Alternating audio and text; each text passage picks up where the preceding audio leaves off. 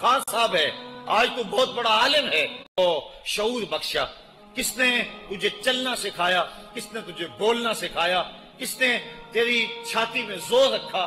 آج تو کڑیل جوان ہے، آج دولت کے انبار تیرے پاس ہیں، آج تو چودھری ہے، آج تو خان صاحب ہے، آج تو بہت بڑا عالم ہے، آج تو مفتی ہے، آج تو پیر ہے، آج تو منسٹر ہے، آج تو ناظم ہے، آج دنیا تیری باج گزار ہے، آج تیرے دماغ میں وہ قوت رکھ دی گئی کہ دنیا کو تو انگلیوں پہ نچا رہا ہے۔ ذرا پلٹ کے دیکھنا پیچھے، ذرا پیچھے لوٹ کے تو دیکھ، تو چار پائی کے سہارے بھی چلنا نہیں جانتا تھا، پھر تجھے چار پائی سے چلنا سکھایا، پھر تو نے چلنا اور چلتا تھا، دو قدم تو گر پڑتا تھا۔ ذرا ماضی کی طرف پلٹ کے دیکھ، اور تو بھول گیا رب کو جس نے تجھے اتنا کچھ دیا۔ چل ماضی کی طرف پلٹ کے نہیں دیکھنا، مستقبل کی طرف ہی جھانک کے دیکھ لے۔ ایک وقت پھر دوبارہ تیرے اوپر ایسا آئے گا، پھر تیری بولتی بند ہو جائے گی، پھر تیرا چلنا بند ہو جائے گا۔ چار پائی سے لگ گیا، مورے میں تکلیف ہو گئی، تو فالح زدہ ہو گیا۔ سارے گھر والے 4 دن تو بڑی خدمت میں لگے رہے، لیکن انہیں اپنے کام بھی تو کرنے تھے، پھر آہستہ آہستہ تجھے اگنور کرنا شروع کر دیا۔ تو بھی اس بات کو سمجھنے لگا، پھر وہ وقت بھی آیا کہ تیری چار پائی کو اندر سے اٹھا کے برآمدے میں رکھ دیا کہ بابا کھانستا ہے، بچے ڈسٹرب ہوتے ہیں، جراثیم پھیلتے ہیں، اب نوکر تجھے روٹی دینے لگا۔ شام کو بیٹا آتا ہے، 2 لمحے کھڑا ہوتا ہے، پھر اپنے بیڈ روم میں چلا جاتا ہے، تو اس کی صورت کو ترستا رہتا ہے۔ آج تیری زندگی اجیرن بن گئی، پھر تیرے اوپر ایسے حملے بیماریوں کے ہوئے، ایسی تکلیفیں ہوئیں، بول و براز بھی اوپر، لوگ ناک پہ کپڑا رکھ کے تجھے اٹھاتے ہیں۔ اس وقت تو اپنی زندگی سے تنگ آ گیا، تو کہتا ہے ڈاکٹر کو لگا زہر کا ٹیکہ، مجھے موت آ جائے۔ بتا ہم تجھے موت بھی نہ دیتے تو کیا کرتا؟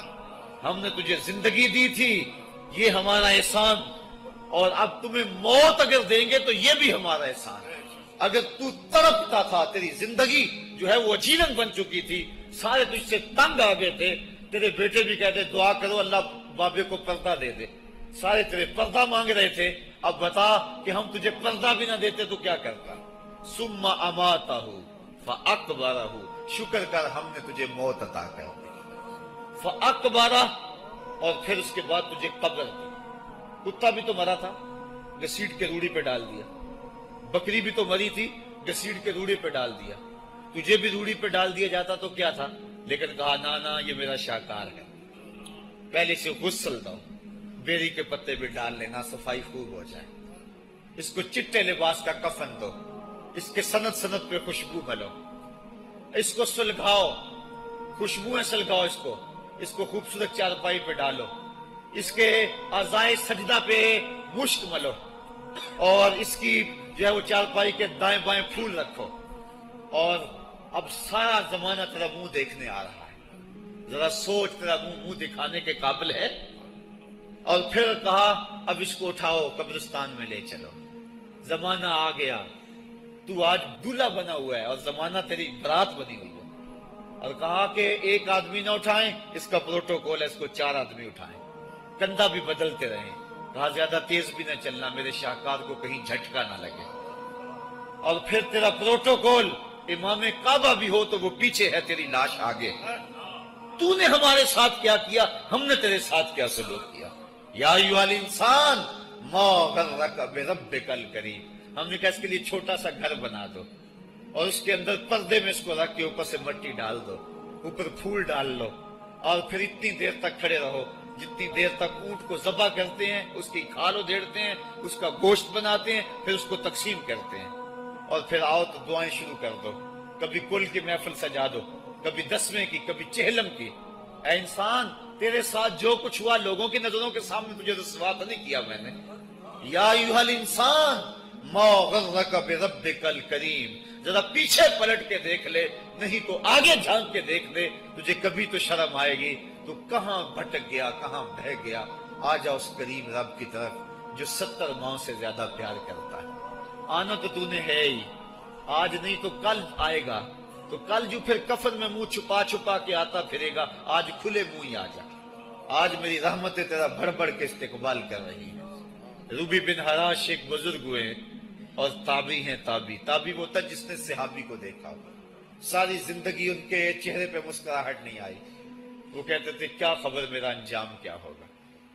شیخ سعدی فرماتے ہیں جب تو دنیا پہ آیا تھا نا تو روتا تھا، یہ سارے ہنستے تھے۔ بچہ جب پیدا ہوتا ہے تو اور اس کا رونا اس کی زندگی کی دلیل ہے۔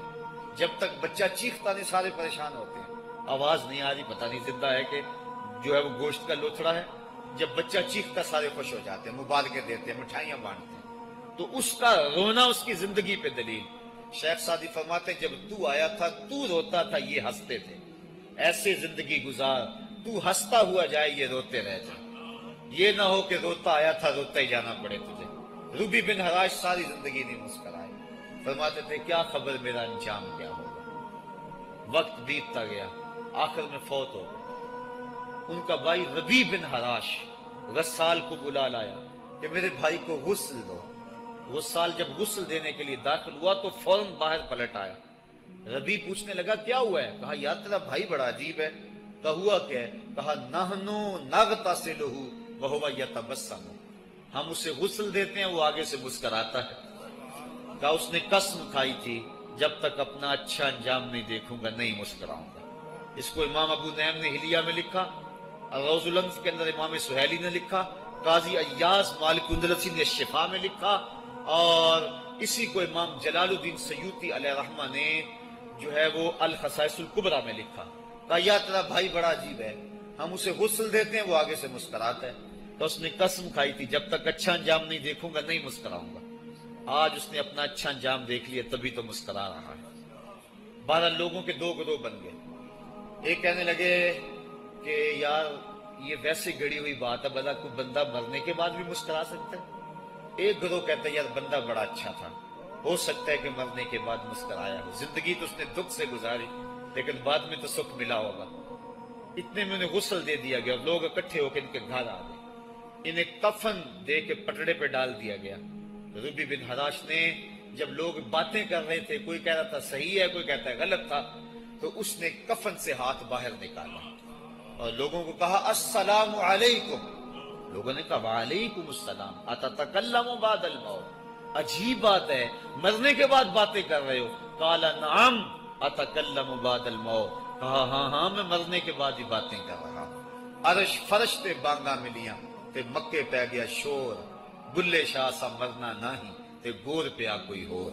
فَلَنُحْيِيَنَّهُ حَيَاتًا طَيِّبَةً، ان کو حیات طیبہ بخش دی جاتی ہے جو اللہ کے نام پہ اپنی زندگی گزار دیتے ہیں۔ میرا رب کہتا ہے کہ میں ان کو مرنے نہیں دیتا، ان کو ستھری اور پاکیزہ زندگی دیتا ہوں۔ اور اقبال کہتا ہے فطرت ہستی شہید آرزو رہتی نہ ہو، خوب تر پیکر کی اس کو جستجو رہتی نہ ہو، موت کو سمجھا ہے غافل اختتام زندگی، یہ ہے شام زندگی صبح دوام زندگی۔ تو کہا ہاں ہاں مرنے کے بعد باتیں کروں۔ لوگوں نے کہا بتا پھر تیرے رب نے تیرے ساتھ سلوک کیا کیا؟ تو ربیع جو فوت ہو چکا ہے کہتا ہے استقبلنی ربی غیر غضبان واستقبلنی بروح و ریحان، کیا پوچھتے ہو، اس کے قدرت والے چہرے پہ کوئی غصہ نہیں تھا، اس نے روح و ریحان کے پھولوں کے ہار میرے گلے میں ڈالے۔ لوگوں نے باتیں پوچھنا شروع کر دی، موقع مل گیا ایک مردہ بول پڑا، کوئی ادھر کی پوچھ رہا ہے کوئی ادھر کی پوچھ رہا ہے۔ امام ابو نعیم لکھتے ہیں کہ جب لوگوں نے سلسلہ کلام طویل کر دیا تو ربیع بن حراش نے کہا اجلوا بی ولا تؤخروا بی لان ابا القاسم ينتظر علی الصلاۃ، دیر نہ کرو مجھے جلدی جلدی قبرستان میں لے جاؤ، تم مجھے باتوں میں لگا رہے ہو، امام الانبیاء میرے جنازے کا انتظار فرما رہے ہیں۔ لوگوں نے جنازہ پڑھا اور اپنے گھروں میں آنے کی بجائے سیدھا ام المومنین حضرت عائشہ صدیقہ رضی اللہ تعالی عنہا کی چوکھٹ پہ چلے گئے اور جا کے سارا ماجرا کہا، وہ ابھی باقاعدہ حیات تھی۔ کہا ایک آدمی نے مرنے کے بعد یوں باتیں کی ہیں، آپ اپنی رائے بتائیں کہ یہ کیا ہو سکتا ہے۔ تو ام المومنین رضی اللہ تعالی عنہا نے فرمایا تم کیوں پریشان ہو گئے ہو، میرے سرتاج آقا فرما گئے ہیں کانا رجل من امتی یتکلم بعد الموت، میری امت میں ایسے مرد بھی ہوں گے جو مرنے کے بعد باتیں کیا کریں گے۔ تو وہ لوگ جنہوں نے اپنی زندگی اللہ کے نام لگا دی اور اس کے ذکر کے نام لگا دی، وہ مرنے کے بعد بھی ابدی اور سرمدی زندگی پاتے ہیں۔ اور جو لوگ اللہ سے بے بہرہ ہیں، اس کی خشیت سے جن کا سینہ خالی ہے اور دین کا چراغاں جن کے سینے میں نہیں ہے، وہ چلتے پھرتے بھی مردہ ہیں، ان کے سینے میں دھڑکتا ہوا دل تو ہے لیکن تمانیت کا نور اس میں نہیں رکھتے ہیں۔ وہ دھرتی کے اوپر چلتے تو ہیں لیکن دھرتی کا بوجھ ہیں، لیکن یہ لوگ وہ دھرتی کی چھاتی میں ہیں لیکن دھرتی کا وقار ہے۔ ان کی قبروں سے بھی زندگی پھوٹ رہی ہے اور ضیائیں پھوٹ رہی ہیں۔ میں جب بھی کبھی لاہور گیا ہوں تو ایک منظر مجھے اپنی طرف کھینچتا ہے۔ جب میں دریائے راوی کے اس پار ہوتا ہوں تو میں ایک قبر دیکھتا ہوں جس پہ حسرتیں برس رہی ہیں۔ وہ بر صغیر کا مطلق العنان حکمران جس کی کے اشارہ ابرو سے ہندوستان کی تقدیر بدلتی تھی، آج چند تاش کھیلنے والی ٹولیاں اس کی قبر پہ بیٹھی ہیں۔ اس کی محبوب بیوی جو بادشاہ کے پیچھے بیٹھتی تھی اور پردہ پیچھے لٹک رہا ہوتا، بادشاہ کا کوئی فیصلہ اسے ناگوار ہوتا، پیچھے سے وہ کمر ٹھونکتی، بادشاہ فیصلے بدل لیتا۔ جس کے اشارہ ابرو سے ہندوستان کی تقدیر کے فیصلے تبدیل ہوتے تھے، اس کی قبر بھی ساتھ ہی اندھیرے میں ہے۔ اور اس کی بیٹی کی قبر کے اوپر زیب النساء کے مقبرے پہ لکھا ہے، بر مزار ماں غریباں، نہ چراغے نہ گلے، نہ پرے پروانہ سوزت، نہ صدائے بلبلے۔ ہم غریبوں کی قبر پہ کون چراغ جلانے آئے گا، کون پھول ڈالنے آئے گا؟ نہ کوئی بلبل گیت گانے آئے گی اور نہ کوئی پروانہ پر جلانے آئے گا۔ یہ وہ جو مطلق العنان تھے، یہ ان کی قبر۔ دریائے راوی کا کنارہ پار کرتا ہوں تو ایک لوح مزار وہ بھی ہے جہاں جلی حروف میں لکھا ہے، گنج بخشے فیض عالم، مظہر نور خدا، ناک سارا پیر کامل، کامراں را رہنما۔ جب زندگی ایک طرح کی نہیں ہوتی تو پھر موت بھی ایک طرح کی نہیں ہوتی۔ جب دنیا پہ رہنے والے لوگ ایک طرح سے زندگی نہیں گزارتے تو ان کی برزخ بھی ایک طرح کی نہیں ہوتی۔ تو یہ ہیں وہ لوگ جن کی قبروں پہ آج بھی چراغاں ہیں، جن کے نام کا آج بھی تنتنا ہے۔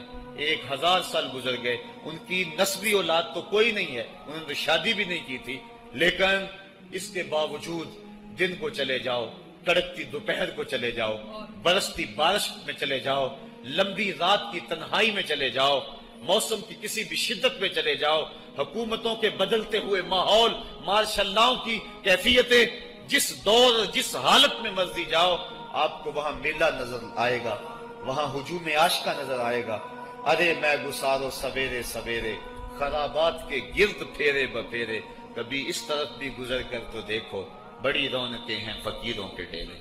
تو وہ لوگ جنہوں نے اپنی زندگی اپنے مالک کے نام گزاری، وہی زندہ ہیں، وہ سرمدی اور ابدی زندگی پائے ہوئے ہیں۔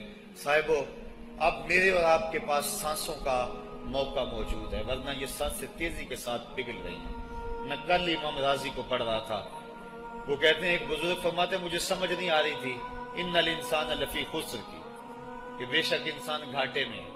تو میں سوچ رہا تھا کیسے گھاٹے میں ہے، تو کہا کہ مجھے سمجھ اس طرح آئی کہ میں بازار گیا، میں نے ایک شخص کو دیکھا جو پھٹے پہ برف رکھ کے بیچ رہا تھا، اور آواز کیا لگا رہا تھا، ارحمو ارحمو من یذوب راس مالہ، اور رحم کرو اس بندے پہ، اگر تم نے تھوڑی بھی دیر لگا دی اور میرے سے سودا نہ خریدا تو میرا جو راس المال ہے میرا وہ بھی لٹ جائے گا، کیونکہ برف تو میری پگھلی جا رہی ہے، اور اگر تم نے خرید لی میری برف تو میرے پیسے کھڑے ہو جائیں گے، اور اگر تم نے میری برف خریدنے میں دیر کر دی تو جو میں نے پیسے لگائے ہیں میرے وہ بھی پورے نہیں ہوں گے۔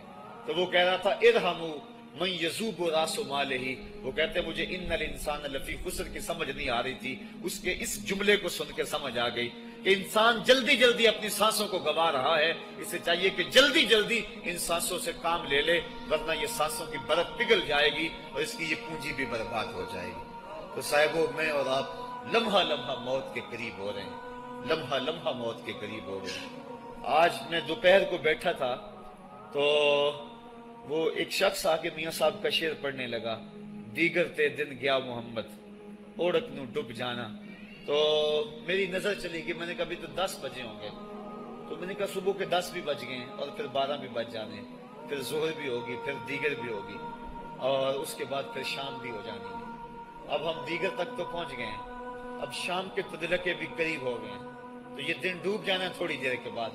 یہی مثال ہماری زندگی کی ہے، کوئی دوپہر تک آ گیا ہے، کوئی چاش تک آ گیا ہے، کوئی ظہر تک آ گیا ہے، کوئی عصر تک آ گیا ہے، اور کسی کی زندگی کا سورج بالکل غروب ہونے کے قریب آ گیا ہے۔ صاحبو، پتہ کوئی نہیں کہ ہمارا اگلا قدم کہاں ہے۔ اس سے قبل کہ کوئی حجت باقی نہ رہے، مجھے آپ کو اپنی زندگی پہ نظر ثانی کرنا ہوگی، اپنے گناہوں کا اور اپنی نیکیوں کا حساب لگانا ہوگا۔ ایک ترازو تو کل محشر کے میدان میں لگے گا، ایک ترازو ضمیر کی عدالت میں آج ہی لگانا ہوگا۔ ہمیں دیکھنا ہوگا ہمارے پلے کتنے عمل ہیں اچھے، اور جو اچھے عمل ہیں ان میں خلوص والے کتنے ہیں، لوگوں کے دکھاوے والے کتنے تھے، رب کے لیے کتنے عمل کیے اور لوگوں کے لیے کتنے کیے۔ تو پھر ترازو لگا کے ہم نے اپنے اعمال نامے کو آج ہی تولنا ہے اور وزن کرنا ہے، اور اپنی زندگی کو نیکی کا حسن دینا ہے۔ وقت کٹ رہا ہے، زندگی لمحہ لمحہ موت کے قریب ہو رہی ہے، قبل اس سے کہ کوئی حجت باقی نہ رہے، ہم ہاتھ ملتے رہ جائیں، پچھتاتے رہ جائیں تو کیا فائدہ ہوگا۔ بلکہ میں نے تو پڑھا کتابوں میں، علماء لکھتے ہیں قیامت کے دن تو نیکوکار بھی پچھتائیں گے۔ بدکاروں نے تو پچھتانا ہی پچھتانا ہے، نیکوکار بھی پچھتائیں گے۔ بدکار تو اس لیے پچھتائیں گے انہوں نے اتنے گناہ کیوں کیے، تو نیکوکار کیوں پچھتائیں گے؟ جب وہ اپنے اچھے اعمال کی جزا دیکھیں گے تو وہ پچھتائیں گے، ہائے جو چند لمحے ضائع ہو گئے وہ بھی کیوں ضائع ہو گئے، وہ بھی میں نے کیوں برباد کر دیے، وہ بھی اس راستے پہ ڈالے ہوئے ہوتے۔ تو آج مجھے آپ کو موقع ہے، دیکھیں قبریں، کتنی قبریں جو ہیں وہ ہمارے کتنے ملنے والے، ذرا نظر دوڑائیں نا، آج ہم کتنوں کو کندھوں پہ اٹھا کے قبرستان چھوڑ آئے ہیں۔ حضرت غوث اعظم رضی اللہ تعالیٰ عنہ فرماتے ہیں، جا کے قبرستانوں میں دیکھو کتنے کتنے حسینوں کی مٹی خراب ہو رہی ہے، جو اپنے بدن پہ ایک چٹکی مٹی نہیں پڑنے دیتے تھے، آج ان کا کفن بھی تار تار ہو گیا، جو اپنے کلف لگے کاٹن کو سلوٹ نہیں آنے دیتے تھے، آج ان کے کفن بھی ٹوٹ گئے ہیں اور ہڈیوں کے جوڑ جوڑ الگ ہو گئے۔ تو وقت ہمارے اوپر وہ آنے والا ہے، کسی نے آج تک موت کا انکار نہیں کیا۔ میں نے لوگوں کو خدا کا انکار کرتے دیکھا، آپ نے بھی دیکھا، لیکن کوئی موت کا آج تک انکار کرتا نہیں دیکھا گیا۔ موت اپنا آپ منوا لیتی ہے، میں اور آپ موت کے بتدریج قریب ہو رہے ہیں، ہمارا اٹھنے والا ہر قدم ہمیں موت کے قریب کر رہا ہے۔ تو قبل اس سے کہ وہ وقت آ جائے اور کوئی حجت باقی نہ رہے اور ہم ہاتھ ملتے رہ جائیں، وقت پر کافی ہے ایک قطرہ بھی آب خوش ہنگام کا، جل گیا جب کھیت برسا بھی تو پھر کس کام کا، پھر تو پچھتاوا ہی ہوگا۔ آج ہم پچھتا لیں تاکہ زندگی میں حسن نیکی کا آ جائے۔